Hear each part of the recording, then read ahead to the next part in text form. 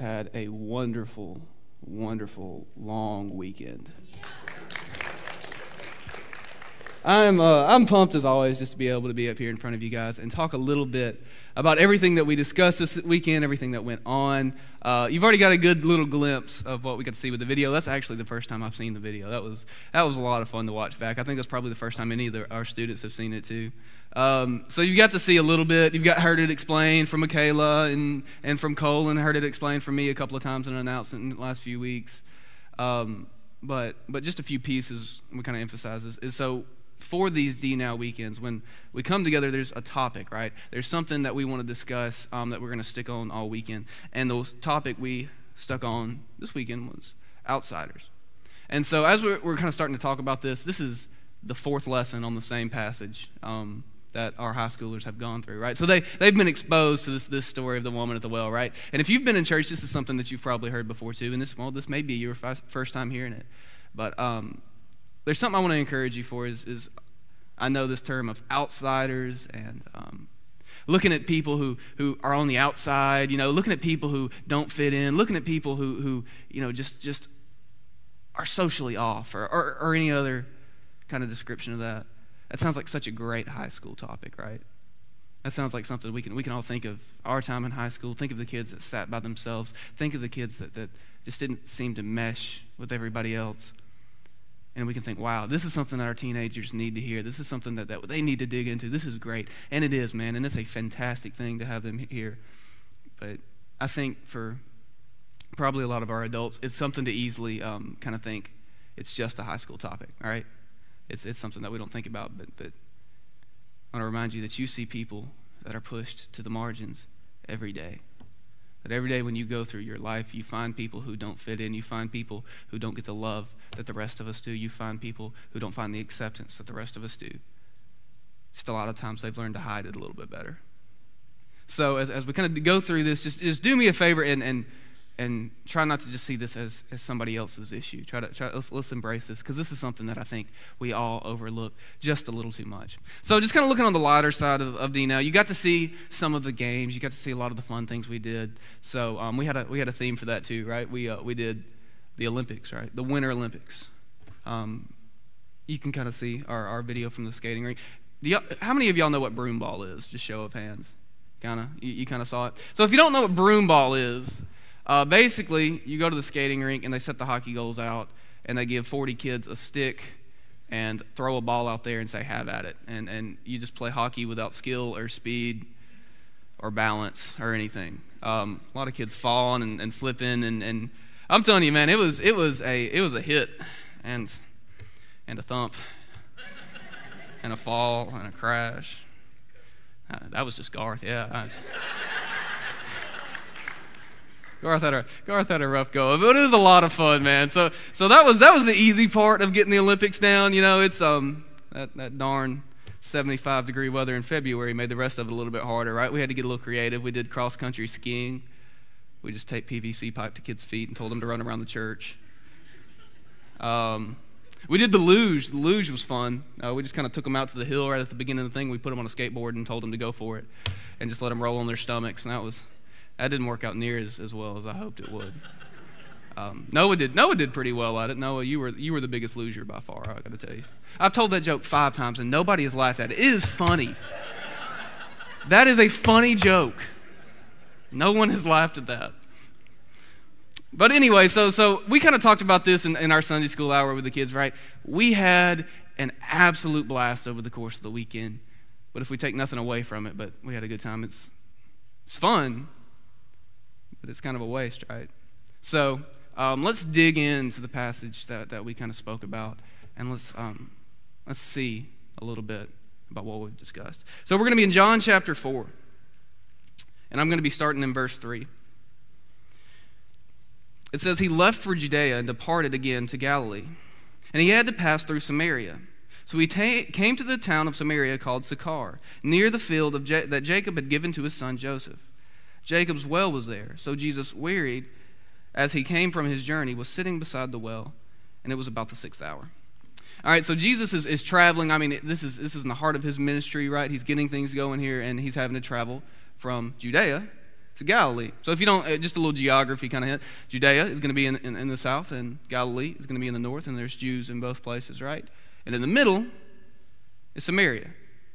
And Jews did not like to travel through Samaria. So there was a big divide between the Jews and the Samaritans. And it's something that goes way back in their history. This is something that we hit on a good bit over the course of the weekend. So if you go back throughout Jewish history, you see that our God was exclusive to one nation, right? He was a God of the Jewish people. And he had this promise, the covenant that was between him and his people. And it was, if you will be my people, I will be your God. If you follow my ways, I will lead you where you need to go.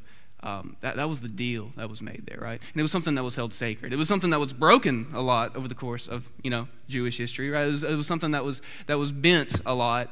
But one of the big things that was said in there was that the Jewish people needed to stay the Jewish people, right? They needed to marry within themselves, because if you're exclusive to one God, if our God was only with them, marrying outside of that would have taken you into other religious systems, right? It would have given you into people that are going to draw you away from him. And God made this very clear. He was going to gift the entire world through these people. These people didn't need to be drawn away from him. They needed to press in. So just like we are supposed to not be unequally yoked, with non-Christians as far as like finding that companionship, that was a rule for them too. But the Samaritans had kind of bent that rule. Over the course of their history, a lot of things had happened. They had gone into exile, and they were taken far off. And during that time, they intermarried, right? And the Jewish people who didn't do that, they held up that end of the deal, saw that as despicable, right? It was distasteful. It was obnoxious. It was disgusting. For the rest of their history, there was just this feud, this fight, this uneasiness, this distrust for one another between the people of Samaria and the people of Israel. And that's really kind of what we see up until the time of Jesus, right? They saw them as the physical sign of a broken promise to God. You see, when you kind of look at this, right, this is not only just a religious issue, this is a racial issue, and this is a political issue. And it was something that caused a lot of strife. And it was such a big deal that when Jewish people were travel from Galilee down to Judea, or the other way around, they would actually try to go around the entire land, right? Instead of just going straight up through it, they would try to go all the way around it so they could just avoid those people.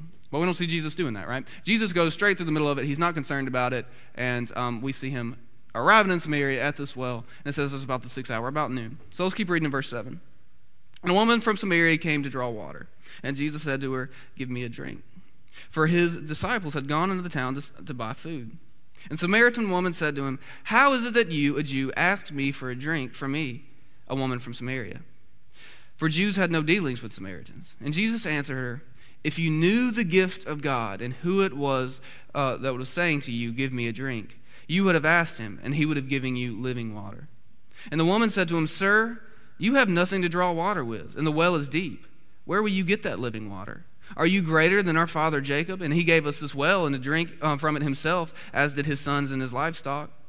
And Jesus said to her, "Everyone who drinks of this water will be thirsty again. But whoever drinks of the water that I will give him will never be thirsty again. The water that I will give him the water that I give will become in him a spring of water welling up to eternal life." And the woman said to him, "Sir, give me this water so that I may not be thirsty or have to come to draw water." So we covered a lot. I'm trying to catch y'all up to where we've covered over the course of the weekend, right? They've already heard all this part of it, but I know this is new for a lot of us, right? So in this conversation, Jesus sits down and he looks to the woman that's sitting beside the well, and he asks for a drink. And she's shocked, right? She's thrown off totally by this because she's a Samaritan, he's a Jew. Jews didn't talk to Samaritans, right? They stayed away from us as much as possible. But also, they're in public, and she's a woman and he's a man. That didn't happen in this time, right? That was a big social no-no. That was something that was totally avoided. And so she is shocked when he asks her for a drink of water. And so when she kind of addresses him on this fact, right? When he says something to her, she kind of questions, why are we having this conversation? And Jesus looks at her and he says, "If you knew who was asking for the water, you would ask me for something in return, and what I have is much better to give you." And what we're going to see for the next part of this conversation is kind of a confusion between like on her part, right? So Jesus is talking about something that, if you've been in church for a while, you kind of get the language, right? We've heard of living water. We understand that he's not talking about something literal, right? We've kind of had the spoiler to the end of a lot of these stories, right? So we kind of get this. She has no clue, all right? She's kind of confused about a lot of this. She's trying to take what's heavenly and kind of make it literal, kind of make it convenient almost, because when she's thinking of living water that she never has to thirst for again, she's thinking that she never has to walk, the half mile or so back to this well. And here's the thing, as we kind of look at the confusion here, we've got to realize that a lot of us, a lot of the time, instead of looking at things with an internal mindset, we look at things with a convenient mindset, right? And so as she's kind of like going back and forth with Jesus, he tells her that there's something much more. And she gets excited because she thinks, it'll make my life easier. And that's not. When we know our scripture, right, we know that that's not what's promised. We ever promise something greater, not just easy. So, let's keep going to verse 16. So Jesus said to her, go and call your husband and come here. And the woman said to him, I have no husband. And Jesus said to her, you are right in saying that I have no husband. For you have had 5 husbands, and the one you have now is not your husband. What you have said is true. And the woman said to him, Sir, I perceive that you are a prophet. Our fathers worshipped on this mountain, but you say that in Jerusalem is the place where people ought to worship. And Jesus said to her, Woman, believe me, the hour is coming when neither on this mountain or in Jerusalem you will worship the Father. You worship what you do not know, but we worship what we know. For salvation is from the Jews. For the hour is coming and is now here when true worshipers will worship the Father in spirit and truth. For the Father is seeking such people to worship him. God is spirit, and those who worship him must worship in spirit and truth. So as they're kind of continuing on this conversation, Jesus says, hey, why don't you go get your husband? And she responds, well, I don't have a husband. And Jesus says, that's correct, that's right. You don't have a husband. You've been married 5 times, and the man that you're now living with is not your husband. All right, and so she's like immediately called out by a man that she does not know at all. And she kind of responds the way that defensive people responds, right? She deflects. She's like, what she's done wrong, the thing that probably is hard to hide, probably that a lot of people know, is now out in the open of the conversation, right? She finally met somebody who doesn't know her, and even he knows her. He knows her life, right? He knows her mistakes. Because here's the thing, it says that this is the 12th hour. It says that this is, or the 6th hour. This is like noonish time, right? So in this time, the women of the city went to the well at 2 times. They went early in the morning. They went late in the evening. She's going in the middle of the day. And we're not told explicitly why, but you can just kind of read between the lines. We're kind of gathering some information. It just may be because she's not welcome to go with the rest of the women of the city. Or she doesn't want to go with them because she doesn't feel comfortable in front of them, right? We can see that with like people that we call outcasts, right? This woman was somebody that her people were not accepted, right? She was not supposed to be having conversations with men in public. And even herself among her people may have been ostracized. We got to understand that is the definition of an outcast. If we wanted a better example, we couldn't find it. And so as we're looking for people, a lot of times we look for people exactly like this, but we know a lot of times in life things get a little bit more gray, right? So a lot of times we don't know everything that Jesus knew about her, right? We don't know everybody's story. We don't know what life is like for them at home. We don't know how they grew up. We don't know who loves them in this world. We don't know who accepts them. All we know is who God has put in front of us, right? And Jesus sees this woman, and he confronts her exactly on what he knows. And so, again, she gets defensive. She steps back, and she deflects. She says, I see that you kind of know things about me. You know things about me supernaturally. You must be a prophet. So if you're a prophet, let's talk about a religious issue, right? So she brings up where the right place is to worship. So Samaritans, they only believed in the first 5 books of the Old Testament, right? So, and in those first 5 books, it did not say where they needed to worship. But for the Jewish people, they believed in what we have as the whole Old Testament. Now, that specified that the temple of God was going to be in Jerusalem. That's where they needed to worship, and there was a very specific way they needed to go about worshiping, right? And so this was another big issue, a hot-button topic between the Jewish people and the Samaritans, was where the right place was to worship. And the Jewish people said, you can only worship here, and you can only worship in this place, and the Samaritans rejected this idea. So, as just a piece of a conversation, to make it less personal, she brings up this topic and wants to see what the prophet has to say about the religious issue. But Jesus kind of sees through all of this, right? And he kind of gets to the deeper part of the issue. And he says, what you're worrying about now, these little spats and these little arguments, it's not going to be relevant pretty soon. He says, soon there is coming, and he says, it's now here. Soon there is coming a time where you're not going to worry about where you worship, what you look like when you worship, how you present yourself when you worship. Worship's not going to be an outward expression. It's just going to be an inward drive that works itself out.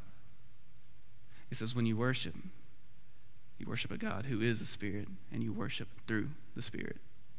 He turns it around and he makes it personal again. It's no longer just what other people see.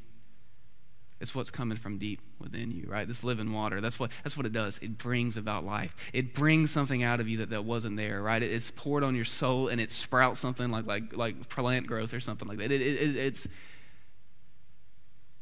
infectious. And so when he brings up this topic, he turns it back around. He makes it personal for her again, and he wants her to see something. And in verse 25, the woman said to him, I know that the Messiah is coming, he who is called Christ. And then when he comes, he will tell us all things. Jesus said to her, I who speak to you am he. That's a quick little section. If we're not careful, we can kind of look over the importance of this, right? Because for the people of God, right, for the people who knew who our God was, for hundreds, really thousands of years, they had this promise. They knew that through their people, God was going to send somebody that not only saved them, but was going to bless the entire world. They had been hearing about the stories for years and years and years. Their parents were told about it. Their parents were told about it, and all the way back through generations that I couldn't even count. It's something that's been built up through history like we couldn't imagine. And here's this woman who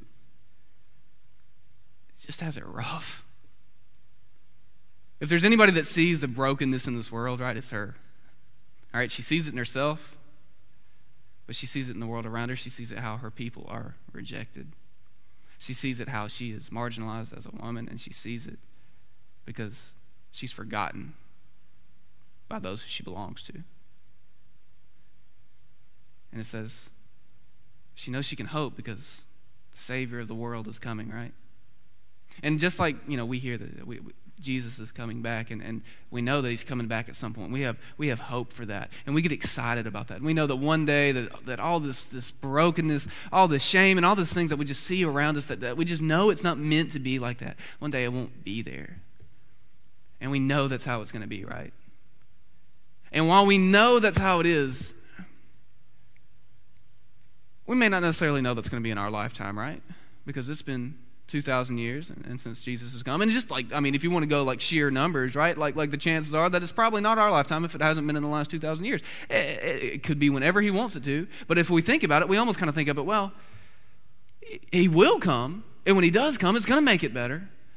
But it seems distant and it seems far off. And it seems just kind of like a small hope sometimes. And I'm sure it was probably pretty similar for that woman, right? A woman who saw nothing but pain and just held on to that little bit of hope, that little something that God had promised for so long, that little something that she knew one day would make it all better. One day he was going to come. One day this world would be made right again. One day all this wrong that she saw around her would no longer be an issue. And she had no idea that she was staring into the eyes of that one day. So when he says, I am the one who you're talking about, that I who am speaking to you am he. That's not a passing comment. That's not a side issue. That's not just something that's interesting, right? That's not something that she's just going to go back and tell her family, guess what happened to me today? No, she's ecstatic. Verse 27. It says, just then his disciples came back, and they marveled that he was talking with a woman. But no one said, what do you seek? Or why are you talking with her?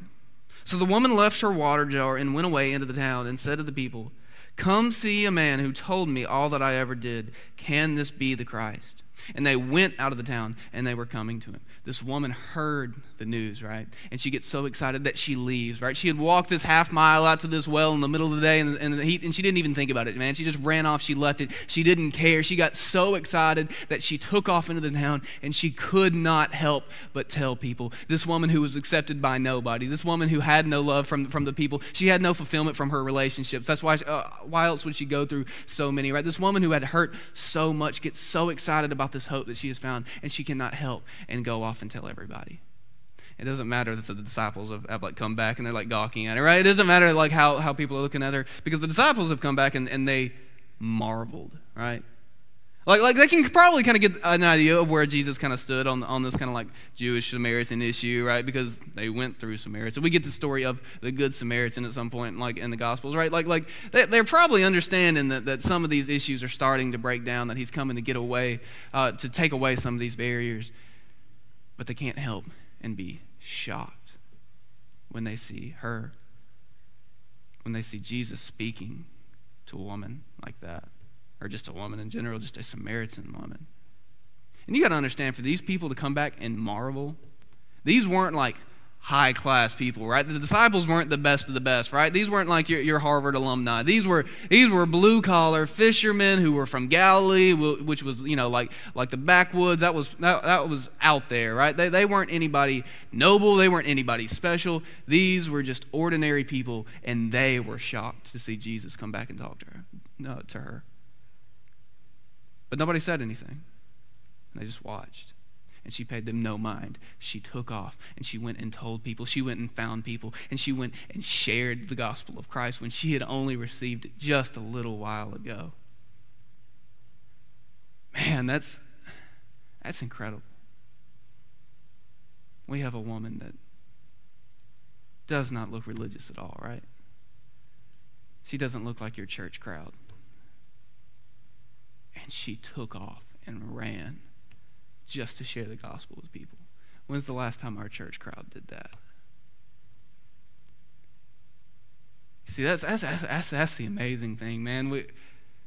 We can get kind of uptight about things, right? And we can get kind of settled in things. We can get entitled. We can start to feel like we deserve this. We can take advantage of the community we got. We forget what a blessing it is to have a place where you can come and worship with other people. We forget what a blessing it is to know that each and every day, no matter how difficult this life gets, no matter how low down it gets, we know that for eternity it's going to be different. We forget what a big deal it is to know that we have a hope. We forget that we have a relationship with the God that made this universe and created us for a reason. But she didn't. She took off and she told people. You know what it says she didn't do? It doesn't say that she stopped halfway after she got done running and she froze and she's like, these people will never listen to me. She doesn't stop because she knows, well, if I tell them that I found the way of life, they're not going to believe me. They know who I am. They're not going to think that I'm the one that found this. They're not going to think that the Savior of the world came to me. Why would he come to me of all the people of Jerusalem? Why would he come to me for all the people of Judea? Why would he come to me with all the people in this world? She doesn't stop to think that. She doesn't care. She just can't help but run and go. Let's read. Let's skip to verse 39. It said, many Samaritans from that town came and believed because of the woman's testimony. He told me all that I ever did. So when the Samaritans came to him, they asked him to stay with them, and he stayed with them for 2 days. And many more believed because of his word. And they said to the woman, it is no longer because of what you have said that we believe, for we have heard for ourselves, and we know that it is indeed the Savior of the world. All right, this woman took off and she ran. She didn't care what people thought. She didn't care how people perceived her. She just went and told people about who was there. And she wasn't even the reason they believed. Here's the thing, a lot of times I think we forget that we're just the door, right? That we're just a tool that God is using to show himself to the rest of the people here. And a lot of times we're a tool that doesn't want to be used, right? A lot of times we have this fear that what people think of us is far more important than if they know our God. And see, here's the thing, man. I get that fear, right? There's a famous quote by Gandhi that some of y'all may have heard before, but I read across it. And a missionary was traveling, and he spoke to Gandhi, and he asked him what he thought about Christianity or why he rejected what we believed. And the quote says, I like your Christ, but I do not like your Christians. Your Christians are so unlike your Christ. He goes on to say that if Christians walked like what they see in Scripture, that all of India would believe today. hear that, my heart sinks. And it sinks because most of the time, I feel more like the problem to that than the solution. See, here's the thing. That fear is real, right? There's a reason why we're commanded as Christians. We're not supposed to live the way we always have before. We're not supposed to live in the shame and the guilt that once held us down, right? That once trapped us, that once imprisoned us. We're set free from all of that, and we're supposed to live another life. And here's the thing, man. As Christians, we still struggle, right? Because here's the thing. We aren't Christ. We strive every day to know him more. We strive every day to gather more about him, gather it inside of ourselves and let it show out. We want to be more like him, but we fail. All of us do. I understand that fear of not wanting to go and tell people because of what they know about you, because of how they've seen you fall, because of how they've seen you come up short, because they think you might not be good enough to be taking the message that they have. Because the truth is we're not, right?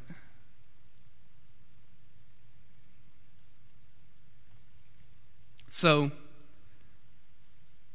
just kind of thinking about this, right? I don't know how many of y'all actually watch the Winter Olympics. I love the Winter Olympics. The Winter Olympics are far better than the Summer Olympics. All right? It's just a lot cooler. And because I don't know, I don't watch the Summer Olympics, but I don't know a time when you can put a man on a plastic sled and watch him go 70 miles an hour. That's a pretty cool thing to me. All right? That he just runs, he takes off on the ice and the luge, and he's just flying. A human person is going 70 miles an hour without any help from a motor or anything like that. It is incredible to watch. They've set up these courses, they've set up these tracks that just look like, a water park slide. It is an unbelievable thing to watch. And as I'm sitting there watching it, it's almost like the camera can't move fast enough to keep up with these people. As they're going through so many curves, they are flipping through camera scenes like that, right? And you really can't even get a picture of like what's going on, what they're actually doing. And you see them fly through this course, and they get done with it after a minute, and you're like, wow, that was impressive. And they stand up, and they get out, and you see them put their hands on their hips, take their helmet off, and they're frustrated. It's because they've lost, right? And here's the thing, though. They'll go back and show these replays, and they show the replays, and I have no idea what I'm watching, right? They act like we all know like we're all luge experts. And they'll say, when he came around this corner and he shifted his body weight just like this, he kind of came in and he clipped this edge, and that took his time down half a second, and that was the difference between a silver medal and coming in eighth. And they'll show it again, and it'll be slower, and you'll just kind of see him, and he'll just kind of barely make a bump as he's flying through this. And they're like, that was it. That was what cost him his medal. He will be sorely disappointed. You cannot help but think that this was a failed Olympic run for him. Man was going 75 miles an hour on a plastic sled. Doesn't matter. Right? Just that little bit that he clipped the edge, or just that little bump that he took, that little bit of shift in his body that he made was enough to just slow him down enough, just that half second, just that full second that it took for him to go from first to eighth, to go from a medal to nothing, to go from Olympic hero to failure. Just that one little thing. And you can't help but think of it as those athletes go through there, they must be just, all they can do is just try not to make that mistake. Knowing that any little twist, any little turn, any little failure, any little lapse of concentration is enough to deem them as a failure. That's how a lot of us go through this Christian walk. That's how I go through it sometimes. That any little mistake, any little failure is enough to ruin the rest of it for us. What a depressing way to go about a life of hope.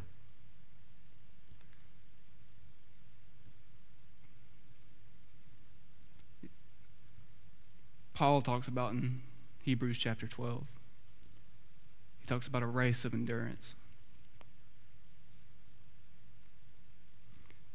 If you watch something like cross-country skiing, right, that's a whole different story. That looks terrible. You turn it on, and there's these people trying to climb up, a 20-foot hill with skis and a pole, and it looks miserable.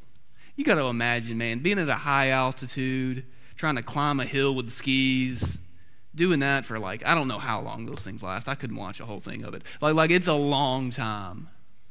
All right, and sometimes they get to the top of the hill and they glide, but it seems like they climb for about 3 times as long as they ever get to slide and just relax. It is the longest thing to ever watch in the Olympics. It's tough. I don't know anything about any of this stuff. I just watch it and enjoy it, but man, that looks terrible. Because they get to the bottom of this hill, and each time they just got to dig that ski in at an angle and just push off, hope that momentum carries them just far enough until they can get to the next place that they can plant, and just push, and they get those poles and they just dig them in the ground, hoping that they can get the leverage and the movement it's like they're rowing a boat, man. Just the rhythm that they got to set to be able to push themselves off, to get that momentum, to be staying moving up stable. And I cannot imagine over the course of a long thing how hard it is each time to plant that thing in the ground, to push those poles through to get that leverage, and just to keep pushing. I don't know a lot about these sports, right? But I would think that one step without a little bit more traction, or one time where you don't get that pole leverage like you would hope, I would think in the long run that's forgivable. Because man, these guys push and they push, and I each time I've watched it, when they get to that finish line, they collapse, because that was the goal. That's what they were looking for. They weren't looking for the mistakes. They were just pushing, driving. At the bottom of each hill, man, it must have seemed impossible, but they just kept throwing the poles, kept digging the skis. They just kept moving. That's a lot more of what this race of endurance looks like to me in Hebrews chapter 12. We live this life just trying not to make a mistake, trying not to be a hypocrite, trying not to be somebody that we feel like our Father would be ashamed of. And we forget that we've been given a life of grace and hope and love.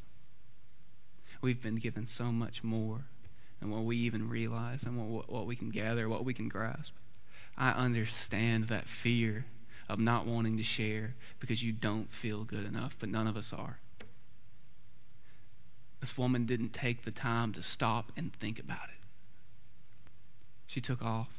She ran. She went and shared, and people heard her story. They heard her honesty. She didn't hide who she was, right? She didn't try to be something that she was not. She said, look at the man who came and told me all that I ever did, assuming that these people probably already know that all that she ever did, right? And she goes and she shares it. She's so excited. She doesn't care about what people are thinking. She just can't help but tell them who she has found and where he is, and they're intrigued, right? They hear and they get excited. It's enough to make them actually leave what they're doing and go and find him and talk to him. And by the end of it, they say, we went because we heard of what you said, but we've stayed and we believed because we saw who he was. Here's the thing, man. We look at these people who say that they don't believe because they see us. And a lot of times we are a sorry example. I know I am. But does that mean that we still don't belong to our Father? Does that mean that we weren't created for a purpose? Does that mean that we, because we've messed up, should just give up on the purpose that we were made for, we were created for by our God to glorify him, that we should just give that up? Does it mean that because we failed now, that the rest of our life is meaningless, it's useless, because ultimately we were made for his glorification? If we can't do that, it is a pointless life to live.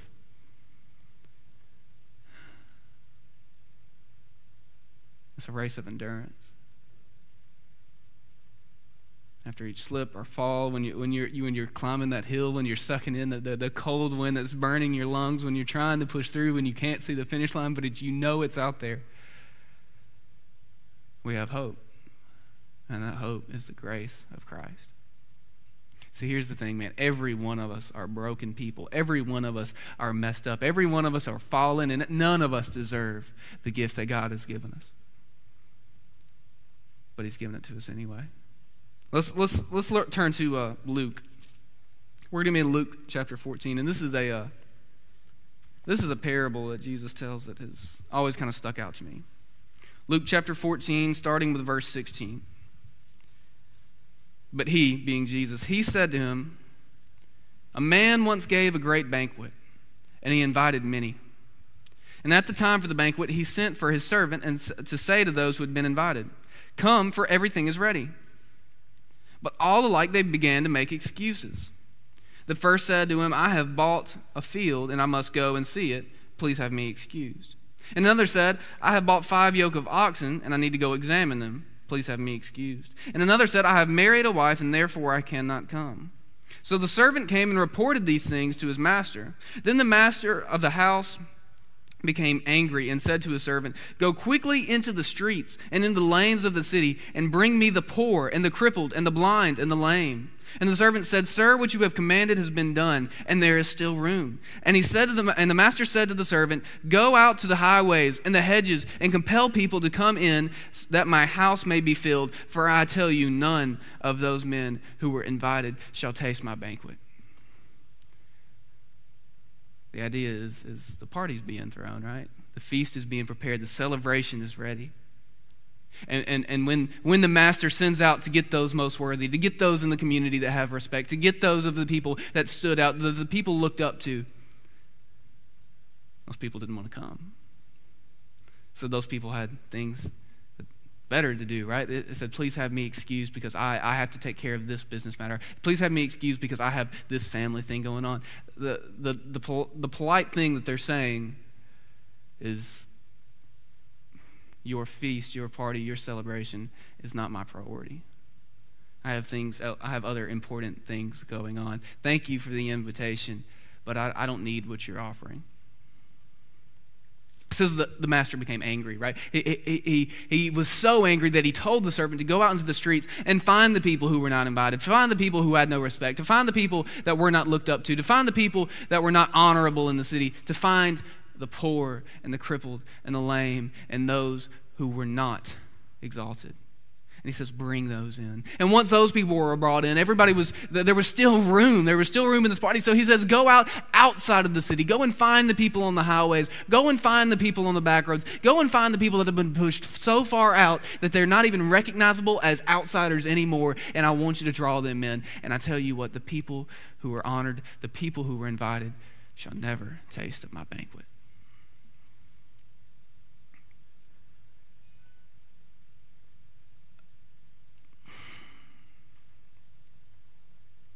You guys, it is a crazy thing to sit here and think about the people that we've learned about in history.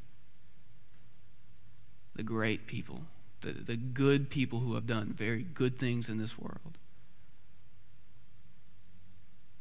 who said they didn't need his celebration and are now in hell because of it.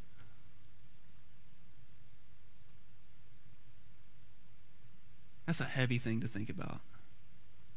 There are people who have held their lives to a high standard. There are people like Gandhi, because they didn't know the Father, because they did not accept his invitation, will never see his feast.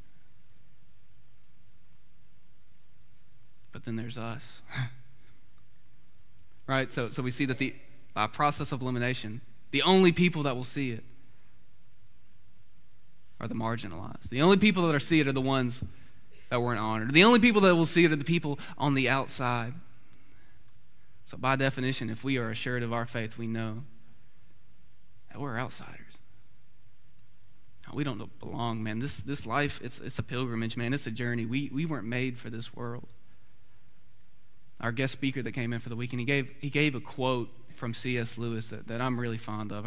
I've heard it a lot of times. And just to kind of paraphrase, he says, if we live this life and we realize that we have needs that nothing in this world is going to satisfy, we have to realize we were made for another world. We have been offered a seat not because we have earned it, not because we have deserved it, because he wanted his house filled. What a relief.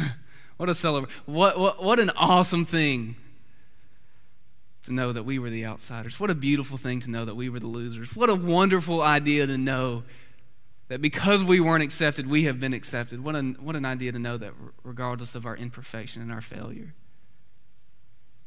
that because we have come to Christ, because he is the only way to the Father, and because he has offered his hand to us, that all we had to do is accept it, and we get to see that feast one day. But here's the thing, guys. If we're looking at the story, we first know that we were first the outsiders, right? That we were the ones that he went and took in. We were the people that he sent out to get. We were the people that were compelled to enter in and to see all the glorious things that he had prepared. But now we're here, right? And just like that life of endurance, there's a lot of work to be had, right? So what does he say to his servant, right? Because we're servants of God. We are his children. We were made to do his work. We were made to do the things that he had created us for, obviously, right? So what does he say to the servant? What does he say to the person that was pushed, that belongs to him to do his work? He says, go. He says, go to those that nobody's accepted. He says, go to those who are seen as failures. Go to those who walk alone. Go to those who sit alone. Go to those who feel alone and bring them in. He says, they who have been rejected by everybody. They who have been forgotten by their people. They who are unloved by the people that were closest to them.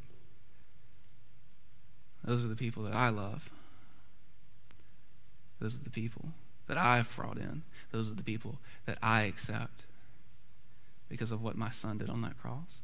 The only acceptance we have is one that we did not earn, right? Because each and every one of us are sinful. Each and one of us have failed. Each and every one of us are not perfect. Each and every one of us have fallen from the standard that God has set, and that is what he is himself. But thank God he made a way for us.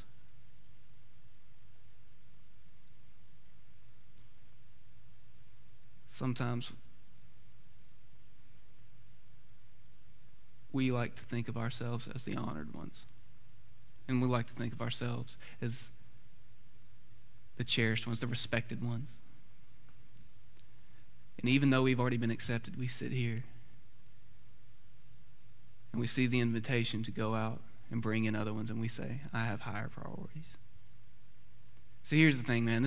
We got this beautiful example of high school, and we can kind of pick on them, right? Because they have the kid that sits by himself at lunch, or they have the kid that's in the back of his class that says weird things that aren't accepted, right? And they have the kid that's just socially awkward and hasn't meshed with everybody else. The one that mean kids go and pick on, and the one that is obviously pushed out to the side. We have that wonderful example. But what about us? What about everybody else? What about the people that go to work in every day, and there's somebody that sits in their office that they don't know that well, and they never try to?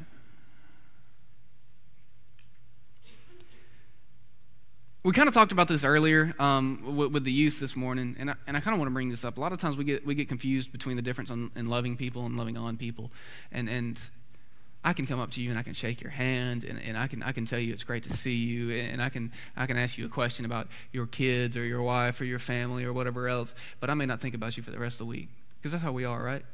Are there people in here that you've probably shaken the hand of this morning that you may not go out and think about another time until you see them on next Sunday? I'd bet for most of us there are, which is a shame, but it's true. You loved on them. You put your arm around them. You told them how much you cared about them. But that relationship didn't grow. You didn't love them. There's people out there that we can kind of like soothe our conscience about because we loved on them, but we don't know them. We haven't taken interest in them. We haven't tried to show them the acceptance that Christ has shown us. And this is a hard topic. Because I'm not great at this. I'm not good at just going up and loving on people that I don't know, man, right? It feels awkward. It feels uncomfortable. It feels like there's barriers there. It feels like you got to get past something. But that's exactly what God has done for us. He tore down the barriers, right? Like he got past that. He wasn't afraid of the uncomfortableness. He wasn't afraid of the difference in the statures of us and him. He bridged the gap so that we could have that. He gave us the gospel. And if we're in here today and we're Christians and we profess that, we claim that the most valuable thing that we have in this world is him. Jesus tells the parable of the man who found a treasure in a field. And once he found it, he went and he placed it back where it was. He sold everything that he had so that he could go buy the field, because he knew even though he would have to give it all up, he was going to get something far greater in return. But somehow we're trying to stick to both, right? We're trying to get the field and keep our stuff. And we've got to reach outside of that. There are people who die every day who does not know our God. And we got to be willing to do something about that.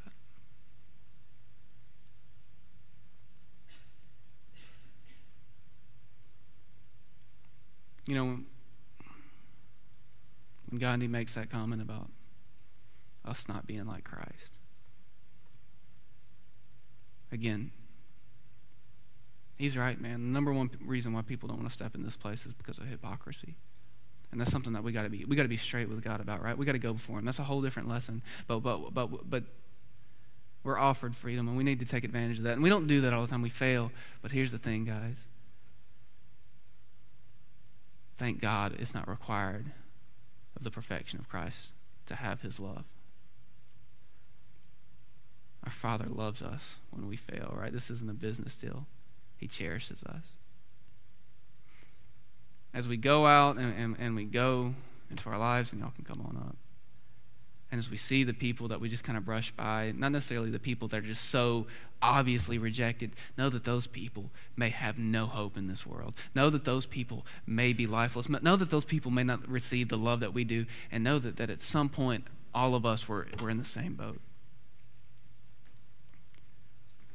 We see so many times in Scripture Jesus reaching out to the unaccepted.